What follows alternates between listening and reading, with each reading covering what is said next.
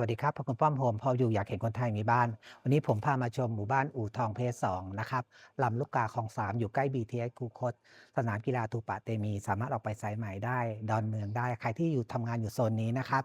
ขอคนที่มีเงินเดือน15,000ขึ้นไปผ่อนประมาณ5,000กว่าถึง6,000ต้นๆเดี๋ยวเข้ามาชมด้านในครับหน้ากว้างประมาณ6 เมตรครับหลังนี้16 ตารางวานะครับ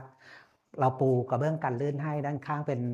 เราปูผนังเป็นก้านเป็นฟาร์มเป็นส่วนตัวครับข้างบนเป็นฝ้า TU โฟมไฟเป็นดาวไลท์เราแถมแทงน้ำกับปั๊มน้ำให้ด้วยนะครับส่วนมุมนี้ครับเราทำเป็นสำหรับที่วางรองเท้าให้เรียบร้อยเลยครับเดี๋ยวเข้ามาชมด้านในครับประตูจากบานไม้ธรรมดาไม้อัดเป็นบานไม้สักนะครับแข็งแรงนะครับสวยมากขึ้นเข้ามาชมด้านในครับเข้ามาเป็นห้องรับแขกครับพื้นเปลี่ยนกรานิโต้60x60ให้ฝ้าเป็นฝ้าหลุมคมไฟเป็นแบบซ่อนนะครับสวยเป็นสไตล์โมเดิร์นเลยโซฟาที่เห็นนี้เราแถมให้นะครับตรงกลางนะครับเป็นห้องน้ำครับห้องน้ำแต่นิดนึงครับฝั่งกระจกแล้วฝั่งนี้เป็นชักโครกนะครับตรงนี้ตั้งไว้ที่ทานข้าวได้ครับเดี๋ยวเข้ามาดูครัวด้านหลังครับเราต่อเติมมามีเคาน์เตอร์ซิงค์ให้นะครับมี ตู้เก็บอุปกรณ์นะครับ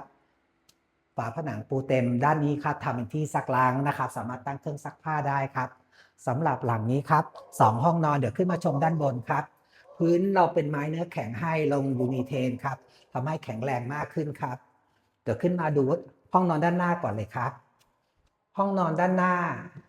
สามารถลงเตียง5 ฟุตได้6 ฟุตได้ครับสามารถลงเฟอร์นิเจอร์ได้เต็มพื้นที่เลยนะครับมีหน้าต่างช่วยระบายอากาศอย่างดีด้านหน้าครับโอเคครับมาดูตรงกลางครับตรงกลางเป็นห้องน้ำครับสุขภัณฑ์เราเปลี่ยนให้ใหม่หมดฝาผนังปูเต็มครับ